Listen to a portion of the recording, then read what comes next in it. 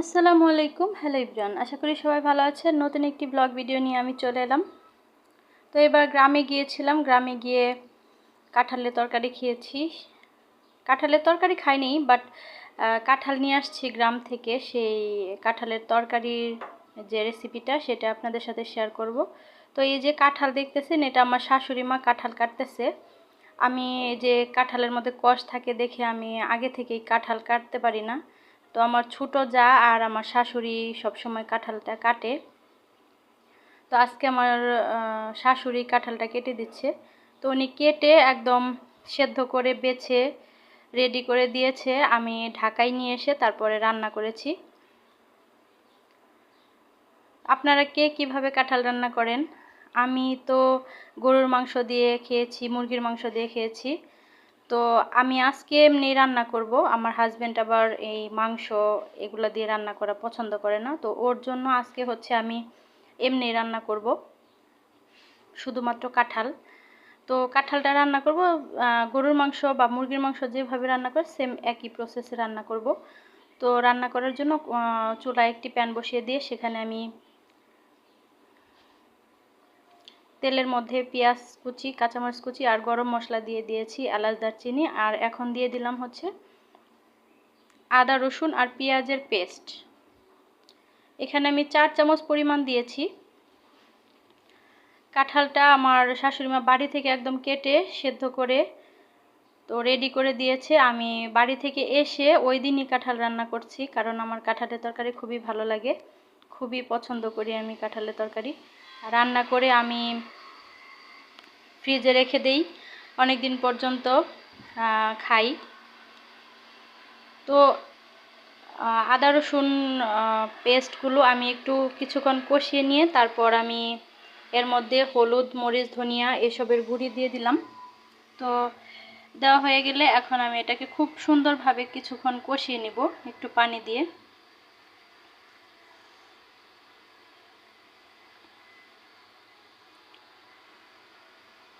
প্রত্যেক বছর বাড়িতে গেলে আমার শাশুড়ি কাঁঠালের তরকারি রান্না করে, অথবা আমার মা কাঁঠালের তরকারি রান্না করে। আমার মায়ের হাতের কাঁঠালের তরকারি খুবই মজা হয়।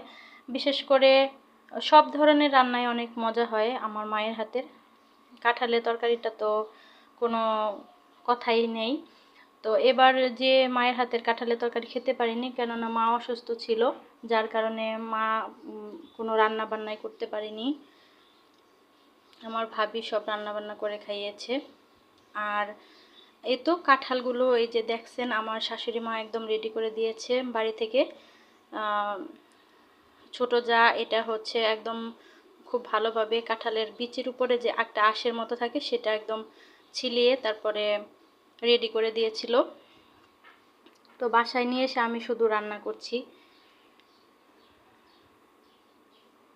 কাঁঠালগুলো দিয়ে দিলাম। এটা আমি আর অনেকেই আছে এই কাঁঠালগুলোকে শিলপাটার মধ্যে ছেঁচে তারপরে রান্না করে। আমি আর ছেঁচি নাই, কারণ এটা রান্না করতে করতে এমনিতেই একদম নরম হয়ে যাবে, ভেঙে যাবে, যার কারণে আমি আর শিলপাটা ব্যবহার করি নাই। তো কাঁঠালগুলো দিয়ে এখন আমি কিছুক্ষণ এটাকে কষিয়ে নেব, ভালোভাবে কষিয়ে নিয়ে তারপর ঢেকে দিব।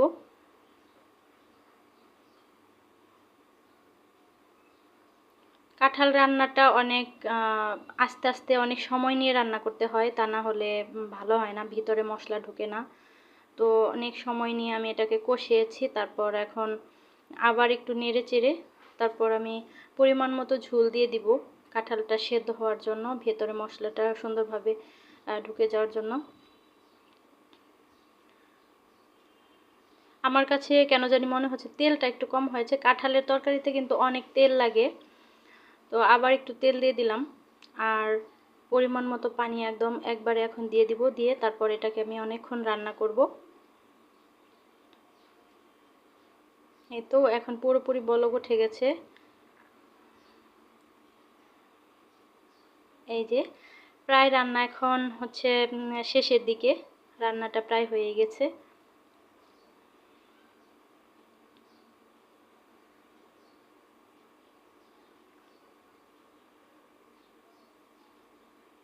কাঁঠালের তরকারি রান্না করে আমার আর তর সইছিল না, আমি খাওয়ার জন্য বসে গেছি। তো প্রথমে একটু করলা ভাজি দিয়ে খেয়ে নিলাম। তো আপনাদের সাথে আমার খাবারটাও শেয়ার করলাম, কাঁঠালের তরকারিটা কেমন হয়েছে সেটা একটু রিভিউ দিলাম আপনাদের সাথে আর কি। তো অনেক মজা হয়েছে। আমার কাছে মনে হচ্ছিল যে আমি যে গরুর মাংস বা মুরগির মাংস দিয়ে রান্না করি তার থেকে কোনো অংশে টেস্ট কম হয়নি আমার কাছে যেটা মনে হয়েছে। তো আপনাদের ভাইয়া খেয়েছে, সেও বলেছে ভালো হয়েছে, মুরগির মাংস থেকে রান্না করা থেকে এমনিতেই ভালো হয়েছে খেতে। এটা অনেক দিন জ্বালিয়ে জ্বালিয়ে খাওয়া যায়। তো আমি রান্না করে বেশ কিছু অর্ধেকের বেশিটুকু ফ্রিজে রেখে দিয়েছি, আর বাকিটুকু আমি রেখেছি, জ্বালিয়ে জ্বালিয়ে কয়েকদিন খাওয়া যাবে। খাওয়ার সময়ও আমি আমার মায়ের তরকারিটাই মিস করছিলাম আর কি।